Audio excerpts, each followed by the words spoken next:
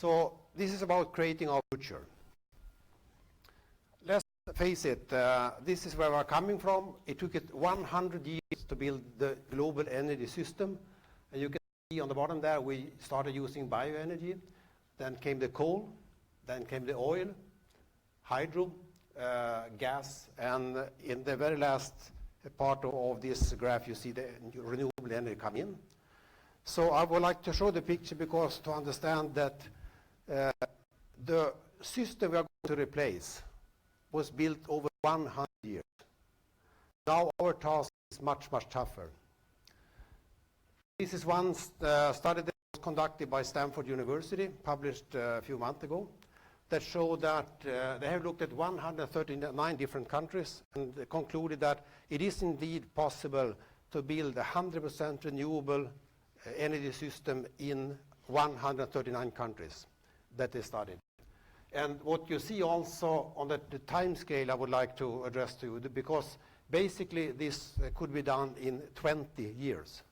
In 20 years, which is of course an enormous challenge compared to the 100. What they also shown is that on the top you see that by electrifying the system you use less energy. Actually 23% reduction is from electrification. You have also another 12% is from avoided energy just to extract the oil and the gas. That's, by the way, something that is often forgot about. It takes energy to just get it out of the ground and refine it. And then end-use efficiency. In their scenario, they have looked at PV, residential and utility, in the bottom, and wind. So basically, it's a system with wind and solar. But I will come to that. It's not enough with wind and solar. You need something else. So let's take us through, how possible is this? I will take the example of Sweden. Because for the 100 years, Sweden went basically from a society for 100% bioenergy to a society based on coal. That took 100 years. Another 70 years, we actually introduced oil in the system. And we went to hydraulic energy and oil and phased out the coal. I think that Sweden was one of the first countries in the world that actually phased out coal completely. Completely. We still have it only for industrial processes. So what happened after 1970? That was around when I started being active. So you can see what I achieved and my colleagues. Actually, in less than 20 years, we transformed the energy system completely. And what happened was that it was a massive deployment of electricity by nuclear power, a massive deployment of bioenergy. So basically, in less than 20 years, there was a complete transformation, and the oil consumption was, for instance, cut in half. A result of this was also that if you look at CO2 emissions, the top graph is the global CO2 emissions, and the bottom graph is the CO2 emissions in Sweden. And you see around about 1970, this curve broke down. And since that, the CO2 emissions have been cut in half. This is very impressive. The only problem is not enough. The challenge we have now is to bring it to zero in a shorter time. But at least it shows that you can do things in a short time. There is one challenge now, and I talked about if you have 100% renewables, we have one major challenge. That is on the supply side, which you see to the left there. We have, or actually on the supply side, we have increased variation in the production. It's weather dependent, but we also have an increased fluctuation in the demand. And that comes from the fact that we have, on one hand, more efficient equipment that uses less. Minimum load goes down. We are going to charge electric cars, so maximum consumption goes up. To balance this, we have a number of different options. We can do it by energy efficiency services. We can have demand response. We can have flexible production. We can have storage, and we can have import-export. And I will for now concentrate, since I'm a leader for smart grid and storage, on the storage part. What can we do with the storage part, and how can we make a difference? As a matter of fact, this very complicated graph shouldn't look at all, but it's tells you that within the InnoEnergy we have actually 12 startups and 9 projects, all related to storage. So we have projects and companies working for, on the blue side you see that it's grid storage, home storage, off-grid, transport and consumer. And on the top side we have different carriers. We have electricity, we have electrochemical, we have thermal, chemical and mechanical. So not completely, but we are, I would say, all over the field in terms of different storage technologies. And I will then also narrow it down to a few of them to show that I think we can make a difference. This is one message I have to you. You have to start challenge the as-is situation. And one of the traditional ways to do things, I was working for 35 years building grids. And building grids is one way to balance the system. Because you can shift the load over wires or cables. Today in Stockholm is a great example. We are spending about 4 billion Swedish crowns every year to reinforce the grid in Stockholm. And the consequence of that is that the grid tariff today in Sweden is higher than the cost of energy. So electricity itself is cheaper than the grid. And of course, I don't believe that this is a way we can continue. There must be another way to do it. And in that context, we have within InnoEnergy conducted a study where we looked at what if we start using batteries to actually smoothen out the fluctuations instead of using more grids. And to the top graph here, you see that the red, that is the typical variation in a home in Sweden. The blue is the variation if you include a battery. The battery takes the peaks out of the system. And the results are quite astonishing. It actually shows that by adding just 1 kilowatt hour on average per apartment in Stockholm, we can cut the peak by 40%. Actually, if you add 3 kilowatt hours, you can cut the peak by 80%.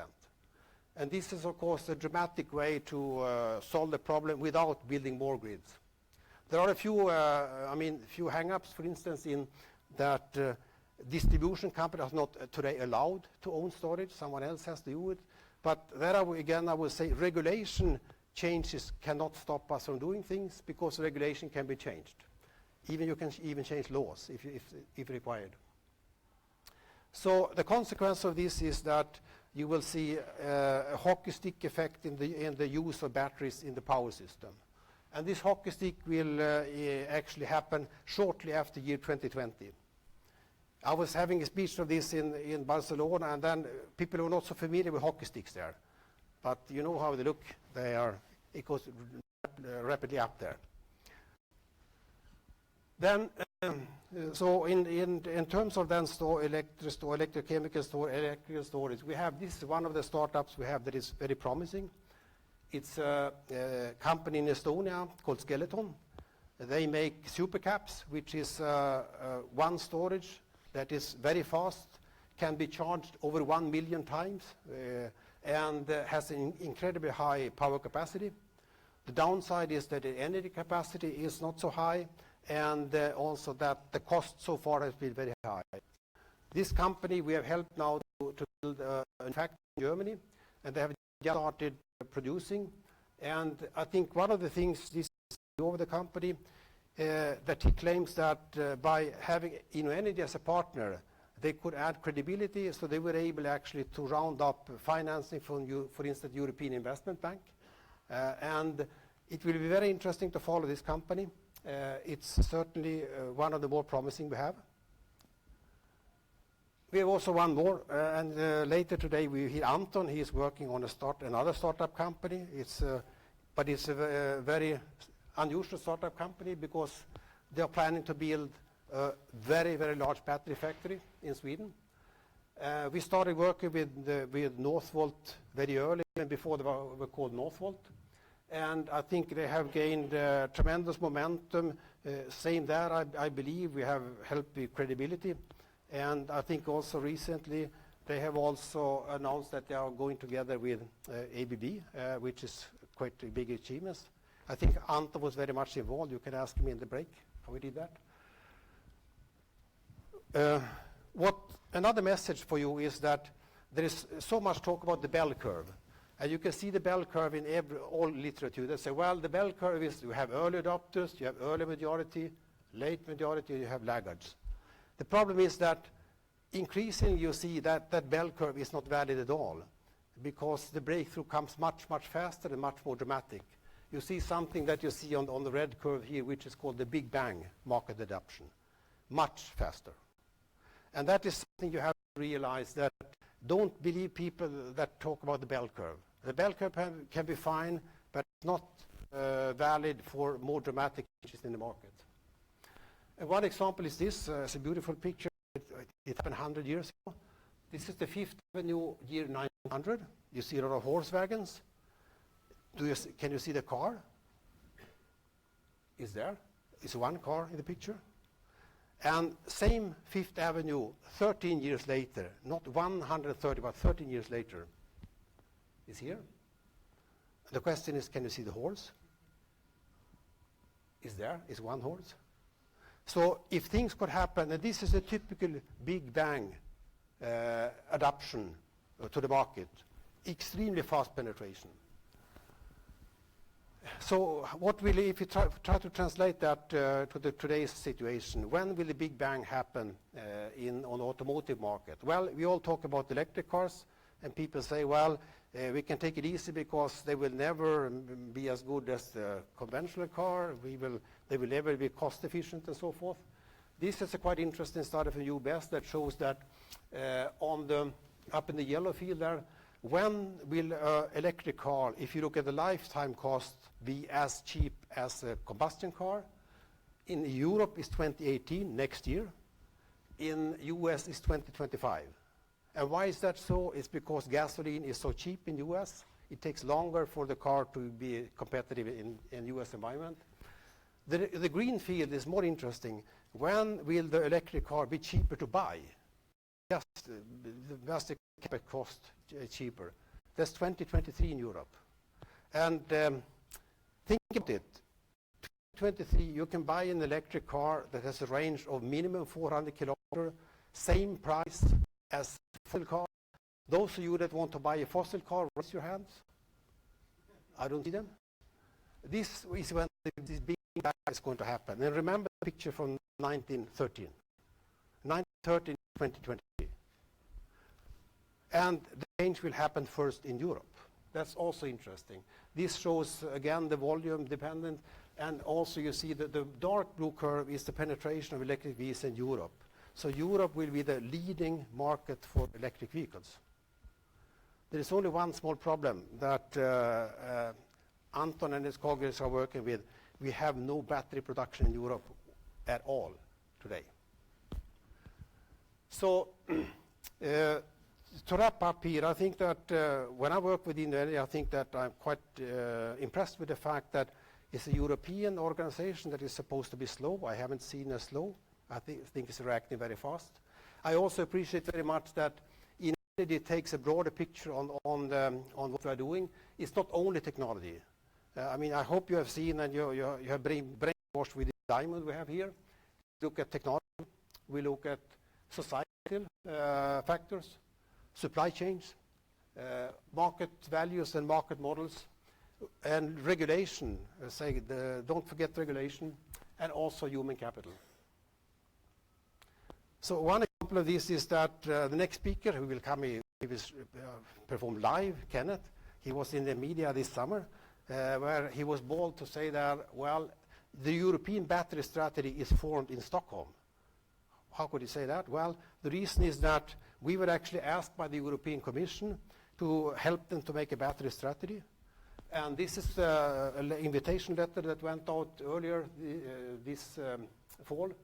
And you see it's InnoEnergy there we have inviting together with European Policy Strategy Center, which is a European think tank that is directly reporting to Juncker. So they asked InnoEnergy to help them with a battery strategy. We had a first meeting September 14. The next meeting is actually October 11, Wednesday this week. And I can say that it has been quite inspiring for us to see that we can actually help European industry to form a common agenda. Hopefully this will mean that we will also see a European battery strategy.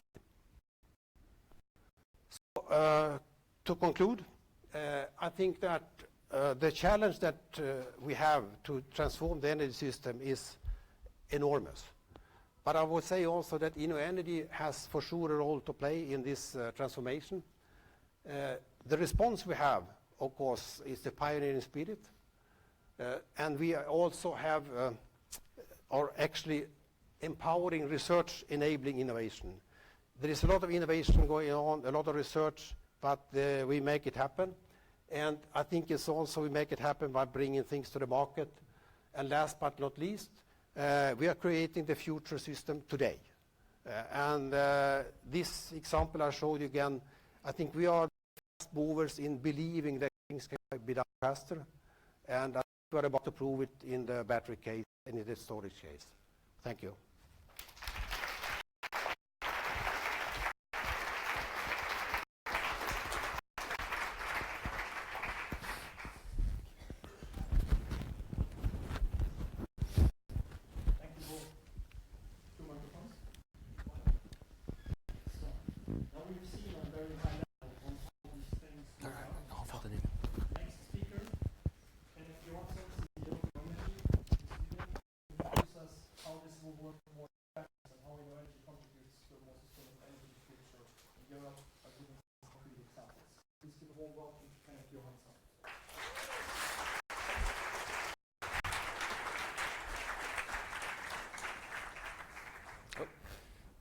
Lucas. Maybe I misunderstood a little bit. I mean, I will bring more general context here and not concrete examples. I think the concrete example was taken by Bo. But I would like you to a little bit remember what Bo has said and see it as a tremendous challenge, but also tremendous opportunities. I will a little bit set the level on a generic level and introduce InnoEnergy as a concept, what kind of organization we have, and how that actually could support to solve the challenges and bring innovations to the market. How it works with its mission and vision. So that becomes a little bit of a high-level pitch, and I only have 10 minutes, so it's going to be the higher of the highest pitches, unfortunately. But if you want to know more about all the things we're doing, I encourage you to either grab my staff or grab myself, and I will explain more. First of all, our goal, reduce CO emissions. It's very concrete. Improve European competitiveness, remove barriers to innovation, and create jobs. Maybe this is the most concrete of all, because what we have a very market-driven approach in terms of creating jobs.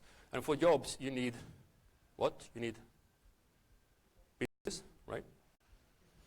And for business, you need money. And to make money, you need markets. It's very clear. So you start with a market, you can make money, and you can create business, and then we create jobs. That is sort of a red line through all the things we are doing.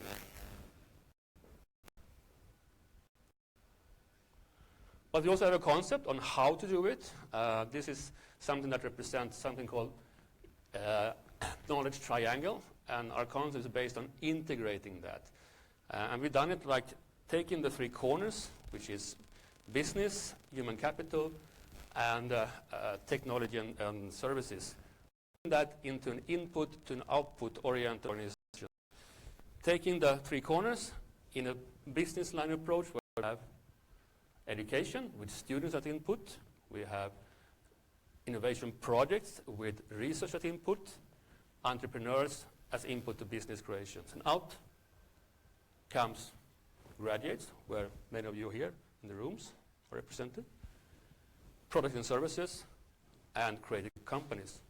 These are the KPIs we are measured on. It's a very concrete input-output oriented approach. And the machinery in the middle, that's InnoEnergy's engine. This is an organization that continues to deliver. It goes on. We've been doing that for 7 years now. So, with the help of tax money from European Union, we then have created this machinery. And what we have done so far, delivered a lot of results, and taking only this business line, we have invested 157 million euros so far. And as we go then to the other side, actually I should start here. We have invested 157 million here, spent money, invested in activity and projects. Then we go here, take the market approach. Before actually investing, we make a market study, a business case, take a very development approach and try to develop something that's competitive on the market. So estimating the market, consolidating that, and all product we have run and invested in so far creates a potential sales of 3 billion euros. That's only the business line here. Then, if I summarize the result that we received so far for all the business line, we have created 83 products and services, 3 manufacturing sites, 171 startups, and 95 companies created. They have raised 55 million euros in external capital. We have created 494 students, 8 professional MOOCs, and 200 PhD candidates. So this is the aggregated result of this machinery since we started. And this is a measure on how much money we invest and how much money we will create. And remember, this money creates business and it creates jobs. So the logic is very, very simple.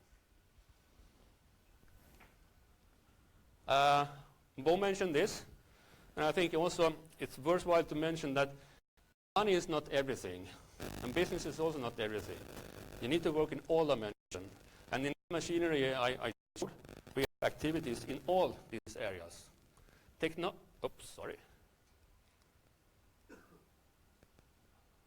is very easy to understand. It's needed. You need to have something to sell. But there's much, much more to it than that to actually realize the business case. And this is all of these dimensions. I will not repeat what Bo said, but it's important to remember that you have to work in all these dimensions as a society. Behind us, we have a partnership-based organization. We are an own company, but we're also a network-based and membership-based company. With 25 main shareholders to that, we have roughly 250 additional partners from universities, research institutions, and industry. So these are the partners that has actually been part of the machinery to deliver these spock wheels that I've shown, deliver all these results. So it's not only InnoEnergy doing it, but there's a lot of actors behind this. And this is what we then call our ecosystem, because it's based on cooperation and actually complementary cooperation across value chain, across borders, and across people. This colorful picture is a way to explain the evolution of InnoEnergy as a company. Here again, you see the engine. This is the same part with the spock wheels. We have the input side with students, entrepreneurs, and industry partners and academic partners. Working in the machinery, delivering the output, students, products and services, and companies. If you were a normal company, this would be the part where you invest and spend money. You're developing something to exploit on this side. And that's why it says revenue generation, because on this side, we spend and invest, and here we exploit, making the money. What we're doing within InnoEnergy, we have built quite an extensive organization here, but going forward, until 2020, we will also build a very strong arm here to help these people, companies, and products and services to exploit their business case. It means in detail that a startup company here in Stockholm who are bringing their solution to the market might help to get out on the international market in Germany. We pick up the phone to our colleagues in Germany and say, hey, we have this very competitive startup. Can you help to find customers in the German market? That we will do with own people here. And the vice versa goes also for the same thing. in Poland might be interested in the Swedish market, and we will help them to find customers. And by doing that, we will help them to realize, oh, this is the problem here. This is the case. By doing that, we also help them to pay back money to us here. Everything we do here, we have also an own interest in them to succeed. And if they succeed, we take a little piece of the cake and reinvest in new activities here. So, that was the high level, or the high level pitches of InnoEnergy. There's much, much more behind that. But now I'm to the last part of my presentation. So, given that there are challenges, opportunities in the energy transition, I think there are even endless opportunities here.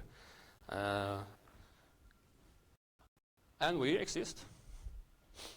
We have a machinery that works, we deliver, and we are evolving to the market side, as I described.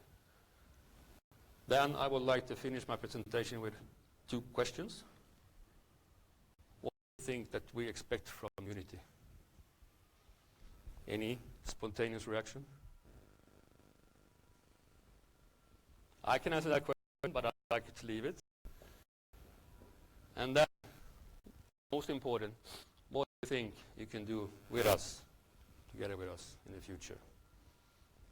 And remember what Bo said, remember this, and remember that we actually are here. We are in place. Okay, that's it for me.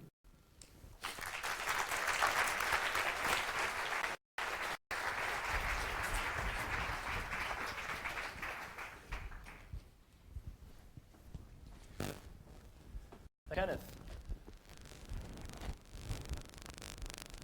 in my next part, I would like to attempt to answer those questions. So, what have we had until now? We had Bo framing the challenge for us. We had Kenneth introducing to us a high-level picture of how this challenge can be solved. What's next? Now it's about us. Now it's about you, the community. Why are we here today? Why are you here? We all are here for a reason. Those reasons might differ. But something, one way or the other, brought us here, and that is that we want to make a difference in the world. That's why we joined this event at the latest. That's why we made significant choices in life before. Because we believe that this challenge is doable. But we as individuals don't really have a chance at tackling this issue alone. We can't do this alone. What we need is each other. We need a strong network of people that can actually drive change forward. We can unite together, tackle this challenge. Let me ask you, do you think it's a technical problem that we're facing? Sustainable energy in the world? It's not a technical problem. Is it a problem of money? Money is a symptom, not a cause. What is the problem? What does it take to drive change forward? It takes people. It takes people like you. And that's why you are here today. Part of the reason why you're here today. What is the community? The community is a part of InnoEnergy, yes. But we are more of that. We are a network of professionals and future professionals in the energy industry. We have a vision to promote sustainable energy and innovative spirit in the industry. We've got more than 1,500 members that are mostly concentrated in Europe, but some already spread around the world. I can't think of one big energy company in Europe where not at least one of you, one of us, is currently present. We got 5 of our members in the Forbes 30 under 30 list. Entrepreneurs, innovators. That's a benchmark. You is going to be making the 6th here. We can do this. This is a sparkle of our members.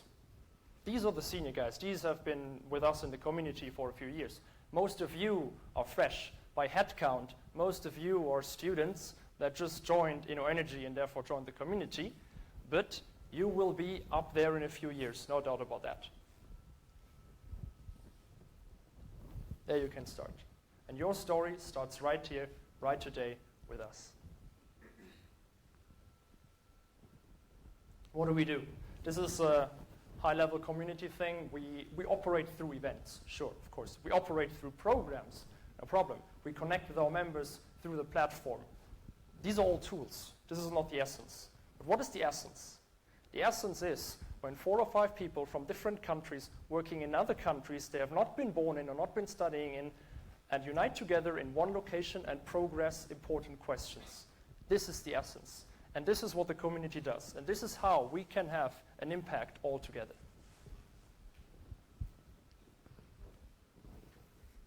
There are a dozen ways to participate in our community.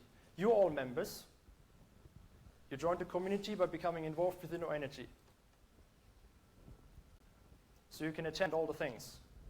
But the community does not build itself. A network does not build itself.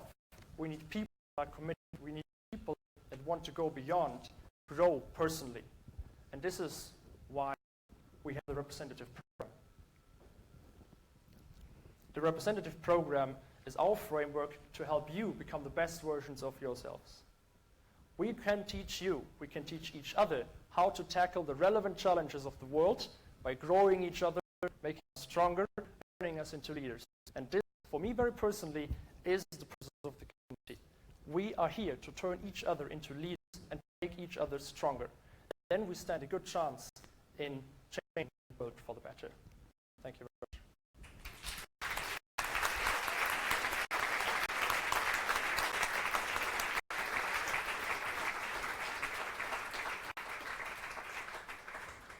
If you're interested in that, after the event, talk to us. There are actually a few of the representatives already among you. I would like all that are representatives in this room to quickly stand up for a second so you can see their faces. Please, feel free. Please, all representatives, briefly stand up.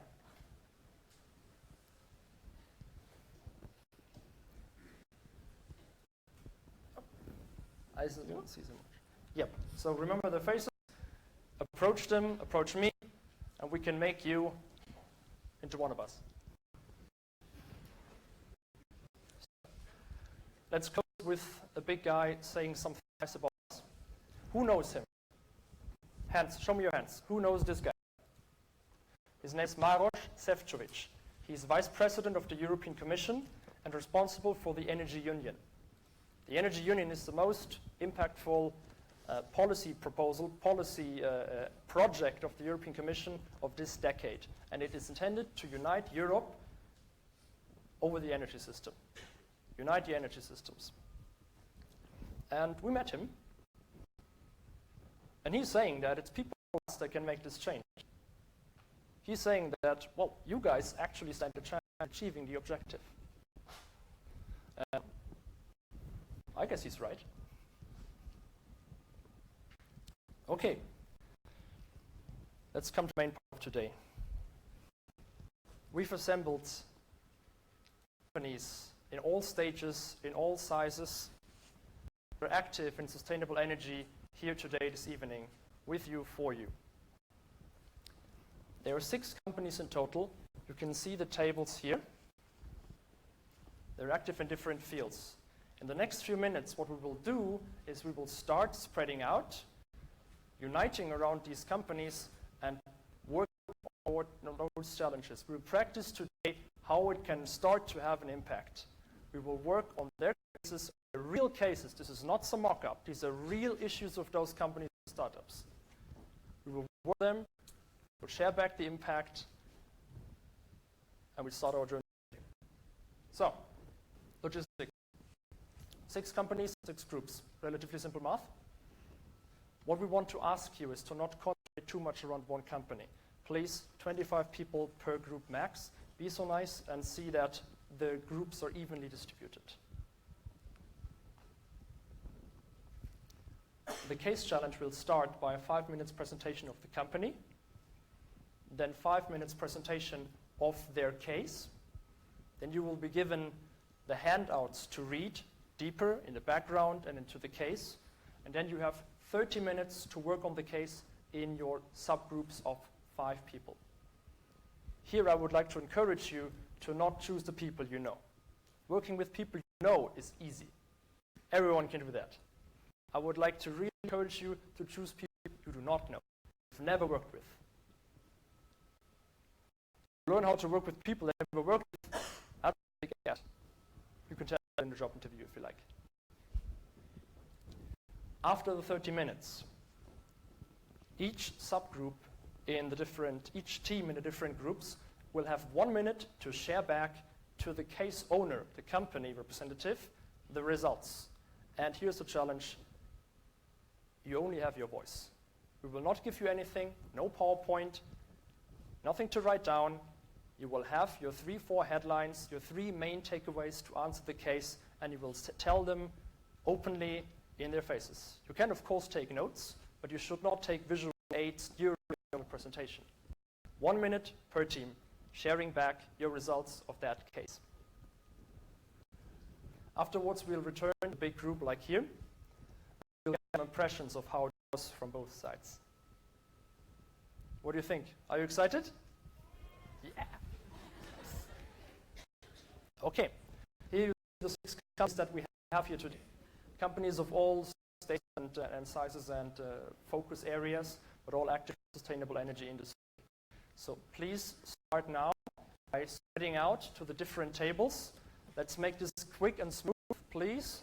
Make sure that your group are 25 people max. Thank you.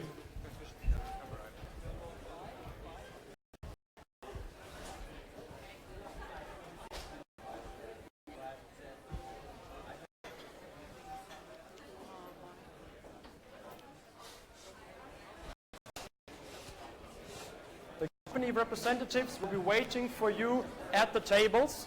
Please, there's also a table here with a very interesting case from Phoenix Biopower, for example. There's also a case group here.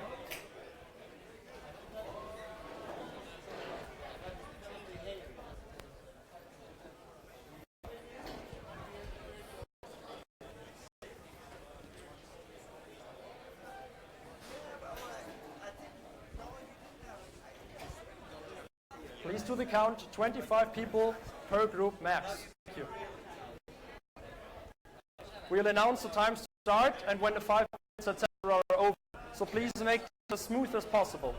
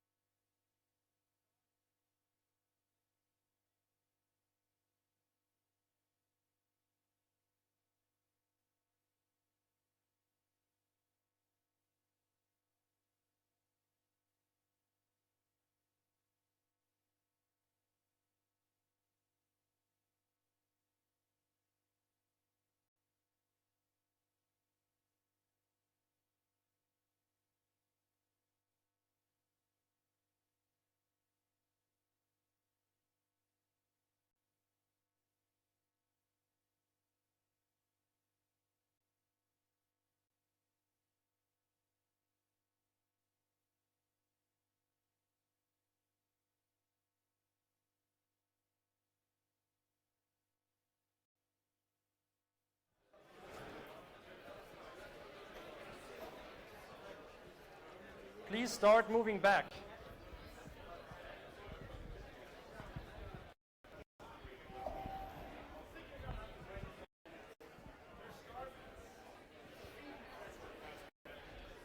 Seems like.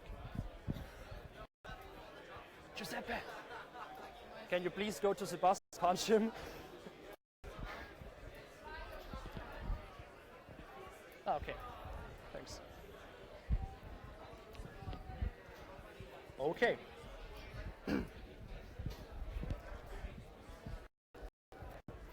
Please move back to your seats.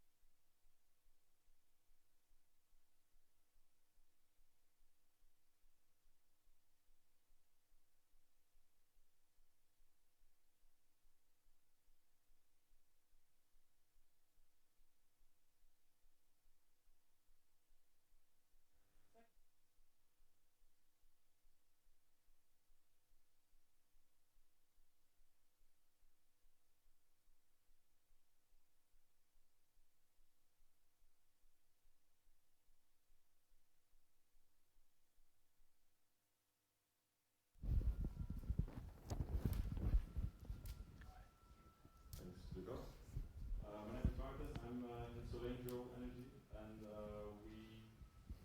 I created four different challenges based on four different groups that are in the solar PV value chain.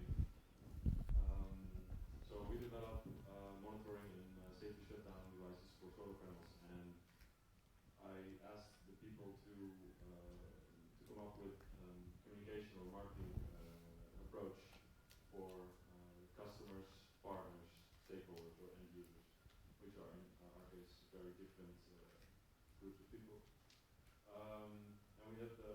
three groups, so they had three different approaches for three different groups, and it was inspiring, and it was good to see all the good ideas. Thanks.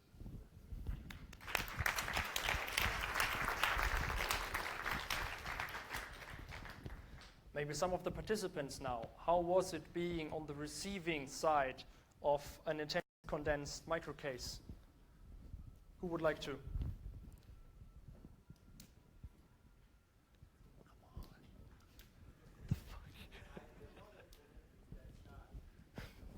This is not community, don't be shy. Wonderful, here we have one. Name and program. Hi, I'm Dan. I'm in Seoul. I did that challenge with Martin. I thought it was pretty cool how much you can come up with in 10 minutes or whatever that was. Sort of the brainstorming process, and then sort of funneling those ideas down into a couple themes so that you can present in 1 minute. I found it really cool.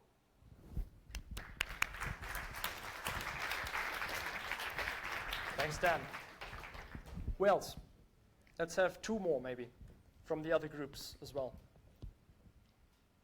Just stand up and we'll get the microphone to you. Come on. I see 2 people debating who is doing it.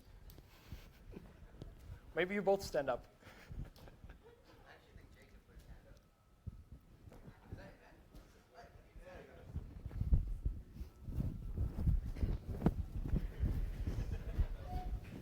Should I push something? No, just speak. Just speak. Hi, my name is Max, and I'm very honored to be here today. It was very interesting to see what other companies are doing. I learned some things about Phoenix Power.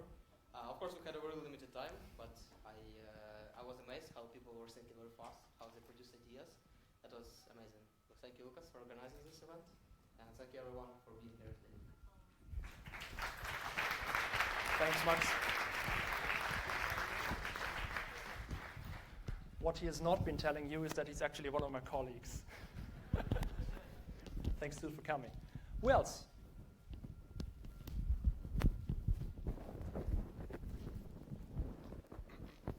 Well, first of all, thank you very much to all the companies for being here. I think it's a really good opportunity for us to have this approach. I think that sharing knowledge and discussing with people with other backgrounds was really nice because, for example, in my group, there were people who were chemical engineers, mechanical engineers, electrical engineers, so it was really nice how the approaches were different and how we could come up with a solution that could address all the problems from a different perspective. And from the Vattenfall side, we're really thankful for the information they gave us. It was a really good presentation, and now I can say personally that I know a bit more about this important company. Thank you.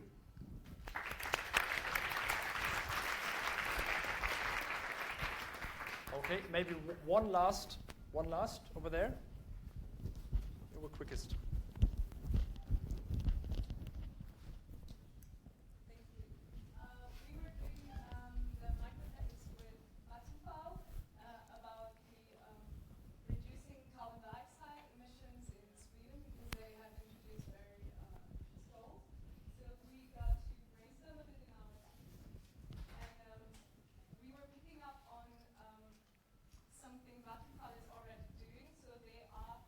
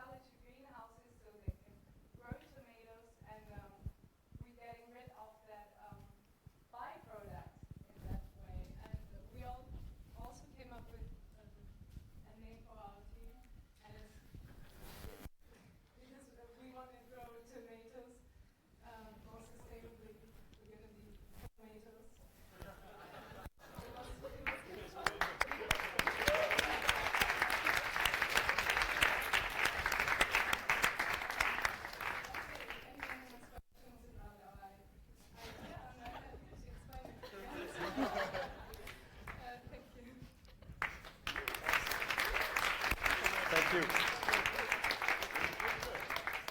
So you remember her face. In case you have questions in CommUnity, or you might want to co-found it with her, you might speak with her in the food and mingle that we have at the end of the event. So, thanks all. That was amazing. Do we have the thing somewhere here? Okay. Thank you all. Really great. I'm impressed how easy it is to come up with reasonably good ideas in extremely condensed time. And if you like, make the thought experiment for yourself. If you had 2 weeks to 4 weeks to answer that question, would your results be significantly better? So, moving on. Before we move on to a short coffee break, we are having our innovation talk for this evening. And I'm really honored and proud to have him here, Anton Eckerström, the Business Development Director of Northvolt, one of the most hot startups in Europe right now, aiming to build Europe's biggest gigafactory in Sweden, right here. And he will share with us his personal growth story. Please give a roaring applause for Anton Eckerström. Woo!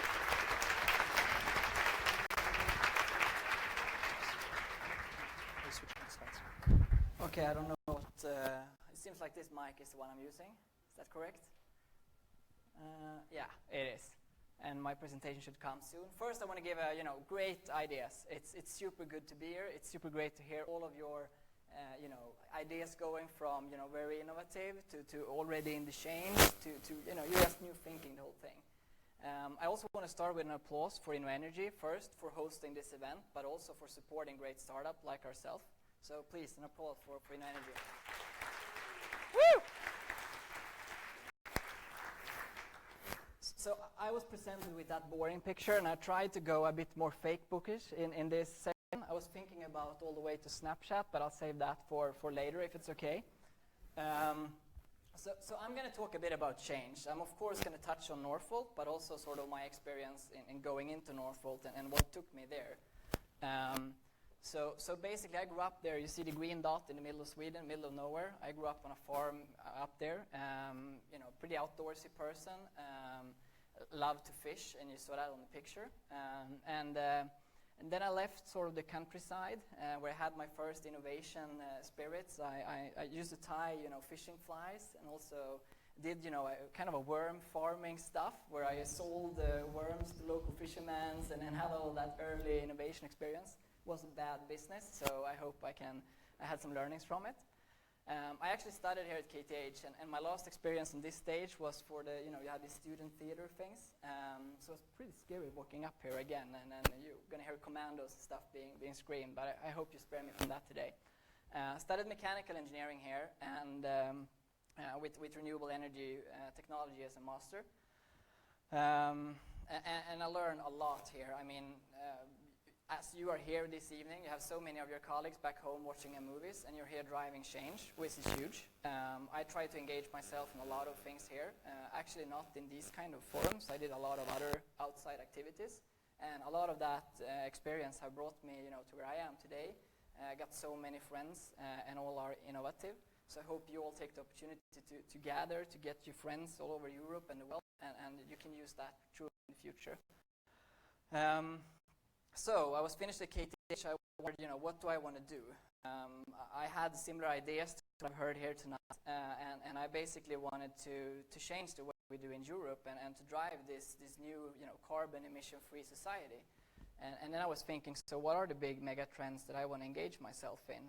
And the grid is of course one of them, and I wanted to go for it. I had all these management consultant roles, popping up, but I picked to go with ABB. And I went into their graduate trainee program. And in that program, you do sort of rotations. And robotics is the way to go, or maybe I want to work more on sort of the grid side of it. So I ended up working with FACTS, which is sort of STATCOM and reactive power support to keep the grid stable. And I started in Västerås, but I pretty quickly moved over to the US and was based in Raleigh, where I basically had have a lot of business on the west coast with PG&E, who had big gas leakage problems with stability and both frequency and voltage support in the network. So worked a lot with them to improve that situation, and also we're a lot up in Alaska to help Chugach Electric, where they have a hydro facility and just one connection down to the main city, and that sort of, they had a lot of issues on that line. And by coincidence, doing this hard work over there, I managed to meet with an innovator, Peter Carlson, who back then was at Tesla, and he'd been there for 5 years and was just stepping out of the company, and I was sort of in the same California network but supporting the grid instead. He had this, he had looked for a number of years for Tesla on okay, so we've now made an expensive car that we proved our case, and now we need to make it mainstream, and we need to cut the cost of this car by 50%. So they looked at the car and they basically said that, okay, it's pretty feasible in all components, but batteries is really tricky. So how do we make a component made in huge factories already in a fully automated process and then cut the cost of that by half? So that led them to the Nevada Gigafactory. And by the time of the launch of Model X, he basically stepped out, and he thought he was going to do tech investments and sort of support the European community and all of these electric startups. But it was also approached, and I mean, InnoEnergy was an early supporter, and sort of, we need to drive change in Europe, and we want to bring this concept to Europe. So he asked me if I could join that journey, and I have now worked for Northvolt for a year. And I'll come back to a bit what Northvolt does, but it's been an incredible journey, meeting over 100 of Europe's biggest producers and future users of batteries, I think. Come back to batteries because it's just one mean of energy storage. I think many of you pointed that out in the sessions, and it's really important. I want to start showing sort of a movie that we made on this change, because it's super important that we continue to drive change, that we question change, and I think young people like us are our best advocate of it, and we need to make sure to both go into the big corporations and drive it as entrepreneurs there, but also when it's feasible, step out and sort of do it in another venue to catalyze the change. I'll show a video here of which I think is really cool. I don't know how to start it, but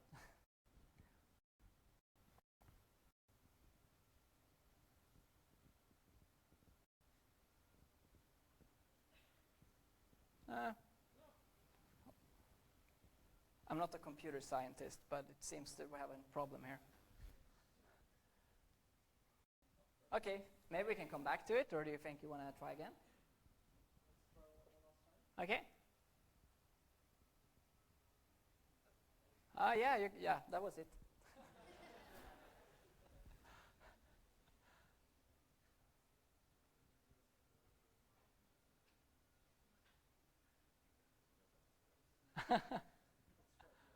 Okay, let's try at the end. So let's skip through it. Basically, it's a movie, showing how stubborn changes can be, and finally it just happens, and then it's an experience. We'll come back to it. But basically, we want to transform the way we use energy, and we have a great challenge in Europe to sort of lower our carbon emissions, and that resides back to both solving the grid issue with renewables. But as we see it, it's also a storage component that become very important here. So we need storage and we need renewable sources to change the grid. And when the grid has changed, we can basically electrify a lot of our products and industrial uses to sort of go to an electrified society where we have a lower carbon footprint. And as we see ourselves, we're sort of a catalyst of that change. And I think this quote is just great, where Northvolt is basically enabling the future of energy. We're producing a boring battery cell, but we hope that can drive a lot of innovation in the other spaces. And I hope many of you engage yourself in the journey of energy storage and use these applications and these products that we'll produce. But a battery will do for electricity supply, what electrification did to our food supply chain. And if you think of it, it's very true that looking at how we used food back in the days before refrigeration was very different. And now we have the ability to store and resell food. And at the grid, we're basically adding a component of storage where traditional means of solving the grid issue have been demand response and sort of flexible production and also interconnection of the system. But we're just adding a tool in the toolbox, which is to store it in time. And I don't think that utilities and power companies know how to work with this component. It will take a number of years before you get into the toolbox, how to simulate it and use it. And also it will take a time for the technology to mature and cost to be there where it needs to be. This is what we're doing, and this is actually what our facility would look like in Skellefteå. So right now we're in a site selection process, and we have 2 sites left. One is 1 hour west of Stockholm in Västerås, and one is 1 hour of flight north to Skellefteå. So it's pretty huge. It's a scale play, and I'll come back to why you need to have scale. But one of these blocks is basically 120 meters in this side and 850 meters on that end. So it's a number of soccer fields in each of these facilities. And you really need to go big to hit this industry and to lower cost of producing battery cells. And that's not the only mean we're going into. I think this is also a very true thing. I know there are many storage techniques out there, and I'm not saying that the battery will solve it all. It's one piece of the puzzle. I think that where you can use batteries, it's actually a very good mean of storing energy with low losses from generation to usage, basically. It doesn't fit in all applications, and you have seasonal fluctuations that you need to handle, and you have different technology that fits different solutions. And you're all smart, so you probably argue on all of that numbers, and it's frequently changes, but I think you get the idea of sort of the scale. So for example, the auto industry is right now proven to be able to have a car that's equally performant with distance and in price as a normal car. And then it makes a lot of sense to use a battery rather than producing hydrogen and using hydrogen. But I'm sure that hydrogen and biofuel will fit many other applications very well. I mean, heavy transport is one other sector that is really not truly solved yet. So if you look at the market, I mean, right now we're in a sort of a projection of the market. Where will it go? We don't basically use any batteries in Europe right now, and we have literally 0 production in Europe. So this is what we see, and as I told you, I've been out talking about this a lot with all the companies. And I think really the auto industry is driving the change. So yes, if you look at the big ones in Europe, you have the Wolfsburg company, and they are basically out there to source 150 gigawatt hour to 2025 for themselves. So that's more than what we have estimated, but I don't think they will be as successful as they think either. You have companies like BMW and Daimler and JLR and Volvo all also driving change, and all of them could easily consume our entire factory. You saw the size of it. And then you think, why are these companies not doing this themselves? And I think it's a lot, if you're a car manufacturer in Europe, you have a huge legacy in factory and in knowledge. Your differentiating factor is that you can build a hugely efficient drivetrain with the engine, and you can create a great experience in the car. What happens now is that all of that legacy is removed. You remove the engine, you remove the drivetrain, you're going to get in connectivity, self-driving, you're going to sort of transform your workforce to the new era. You're going to reconstruct your factories for a new need, and that's basically the reason they're not going after the battery piece themselves. They see the component similar to a piston head in the engine today, and they basically need support in doing this change. And on the EU level, they're super afraid that, I mean, if we make this shift, and you have newcomers in Asia that don't have the legacy transforming the business, and you have all of the battery production in Asia, which is 40% cost of making the car, what will make Europe successful in that transformation is if you don't always, if we don't focus on the battery component of this and own that problem for ourselves. And I think Bo pointed out earlier that InnoEnergy is actually driving part of that in EU as well, to put a strategy to actually move ahead. Happened in the battery industry that we always try to invent ourselves ahead in Europe. So we have a great research community around batteries, but making something work on a lab scale and making it work in those huge facilities that just spits out batteries like a machine gun is a very different thing. And we believe we want to go there with proven technology and bring the platform there, and then have that as a base and an ecosystem to drive innovation forward. And I think we're starting to get our message through in EU. And as you can see here, there's a huge undersupply even with our factory in EU up to 2025. I focused a lot on the automotive, but I think the energy storage is increasingly interesting. You currently hear a lot about the pilots that utilities are constructing, and that's kind of how they drive it. But if you look at the cost of these things, they're tremendously behind the efficiencies that the car industry have assembling these things. And I think just focusing a bit on that problem and make these OEMs and the equipment vendors to produce it themselves rather than sourcing it from Asia will basically enable a price point where a lot of business will make sense. As I said, we're producing a battery, and I don't know if you have AA batteries at home or something. It's not too different from that.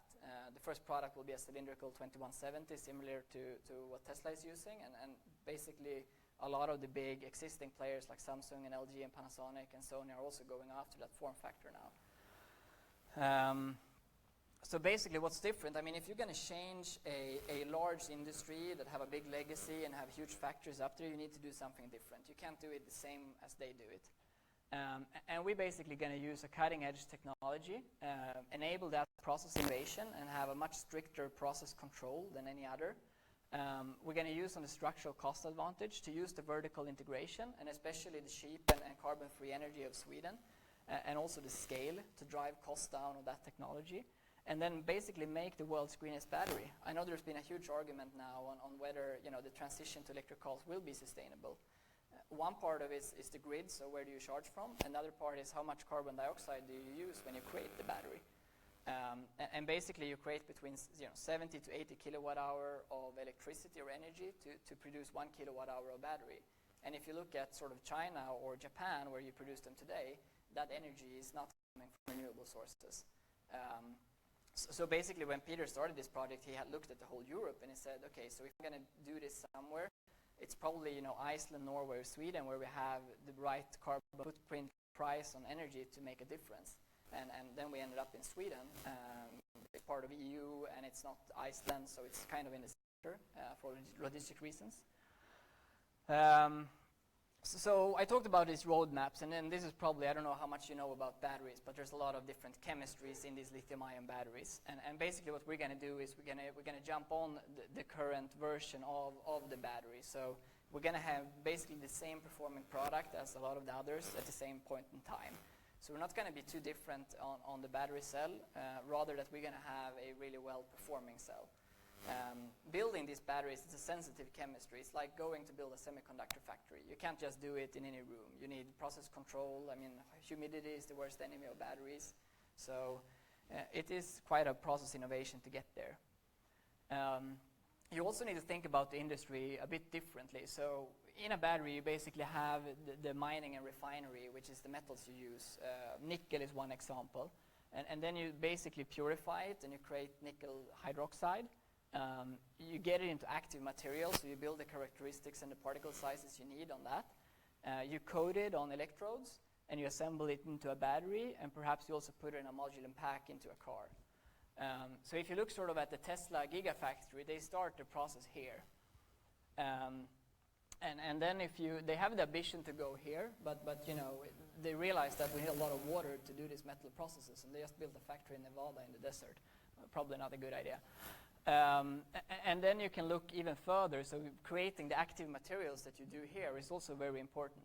We're going to go up here for some of the materials. We're not going to be a mining company, but we're going to work in a pretty other way with them. So looking at the battery today, I mean, for a Tesla battery, you mine the nickel in New Caledonia. And that's an island, and you use basically only, you burn oil and stuff to get the electricity to power the mine. You then ship it up to Eramet in France, where you do the nickel refining. You ship it back from France to Sumitomo in Japan, where you sort of create the active material. And then Buffs Toda, where one of our founders was the CEO before joining, they basically buy the active materials on both nickel and other sides, and they make the active materials, so the material with the characteristic of building a battery. And then they ship it over to Panasonic in Japan, actually, and then over to Panasonic in the Gigafactory to coat it on the material and create it. And you can see that this process is really, polluting process, and it also binds capitals for very long times. So if you instead can sort of source nickel from the mining process we have up in the Nordics, in Finland and Sweden, and then get it directly into the factory, that will save you a lot of time and binding of capital, but it also makes you available to source from any source. So if Tesla is going to continue to produce the battery and they basically want to shift from Buffs Toda, they can't do it because then they produce another product. Whereas Northvolt could potentially source the nickel from any source because we own the quality from the upstream, downstream. You probably heard about a lot of these cobalt issues, etc. But we will be able to own the source of our material in a totally different way and control it. I mean, the world's greenest batteries, no one talks about it today, but I think it will be super important as we go forward. I mean, there is no gold standard in batteries today because all of them are manufactured in the same way in the same kind of countries. But we think by establishing this, we can create sort of a gold standard and push them to also think about the circular way of using batteries with recycling, but also to manufacture them in a more sustainable way using renewable energy sources. Today you can have renewable energy sources and you can build it in China as well, but you will not have it at the cost we have in Sweden, where we basically have a really strong power grid supporting that. Our factory will consume 300 megawatt of continuous power, or 2 to 3% of the electricity generation in Sweden. So it's a huge factory. I think this is also an important question. That's not, this is the carbon footprint you would come out with a car. So you have a legacy of 3.7 ton of carbon dioxide, where a Northvolt process in Sweden would only be 0.5. And then if you put it in China, in that grid, you can see the difference just from the electricity consumed in producing the battery. We talk a lot about this, and I think you should bring this thought with you, that driving this change today, almost all companies are stuck in a solution. They buy a solution from a small company that knows how to assemble battery cells. They don't do literally anything themselves. Not even the big automakers is really making all the modules and packs themselves. They source it. And I think we started this with sort of thinking that a lot of companies would be up at the chemistry level. I mean, some of the companies have a 40 plus chemists that work with batteries, but many do not. So in order to change this and to get the cost down where it needs to be to transform Europe, we really need to help them walk this ladder. And that's what we do. And I hope you guys also will do it in the future, where you come out and you help these companies to innovate themselves up this hill.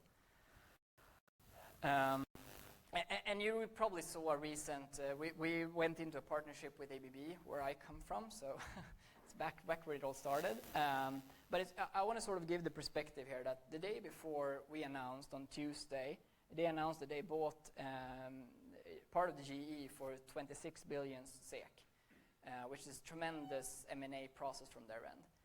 If you looked, we published this and we had a press release with their CEO in Sweden. And it was the first time the media met this person after the Monday announcement. It wasn't a single question about the large acquisition from GE. If you look at the web the same day and you start to see, if you search for ABB and you saw the hits, the first page was none of the GE stuff. It was all about Northvolt. And if you talk to the ABB, management team and you see the entire web, what also highest ranks was this new innovative thing where we change. It's not the old legacy part, just something that worked for a number of years. So bring that with you, that, even though this is a new project, a small startup, and what you can do in this field is being innovative and drive change, and take that mentality with you to do it. It's a tremendous support from ABB now, just that because it's so much, 1,000 articles written the same day that we announced it. We're looking for a ton of persons to join Northvolt and to be in the same journey as we're doing. You can find more details online, but we need a lot of talented person. And I hope really that not all of you is coming to Northvolt, but rather to go out to this big corporation that need to change. Because if I don't have a good speaking partner on the other end driving this change, it will never happen. And that's what I did for 3 years with ABB before joining Northvolt. Should we try to go back to the video and see if it works now? Because I really want to show it, sort of an ending statement. Yeah. Right.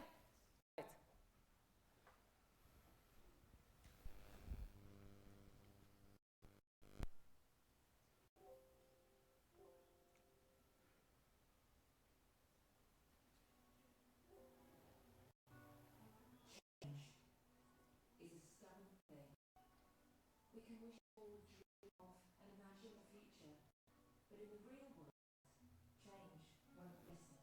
When science proves it's absolutely necessary, change doesn't help. When technology makes it possible, change finds it risky. When everyone processes are in place, change won't about cost. In the real world, change won't care. Until the new is better than the old, on every level. When CommUnity Energy is built and distributed with higher quality,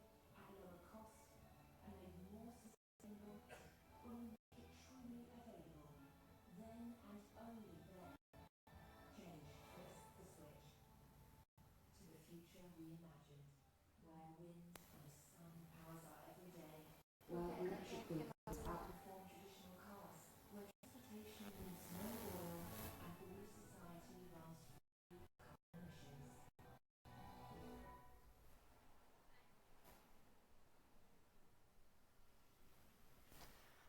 So with that movie, I just want to say thank you all. I'll be here if you want to talk about it. I focused a bit too much on Northvolt, I would say, but it's a big part of my journey in driving change. And I hope all of you find your forum for driving change. And once again, InnoEnergy is doing a great job in making you all be here and think about these topics. So thank you very much for this.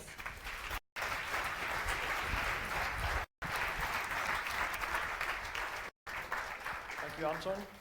A small token of appreciation for you. Thank you for your time. Thank you very much, guys.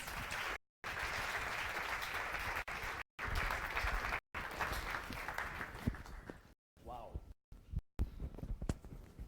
Before we go to the break and plunge the fika buffet we have over there, we have some information for you, some brochures about community projects that we have in the past.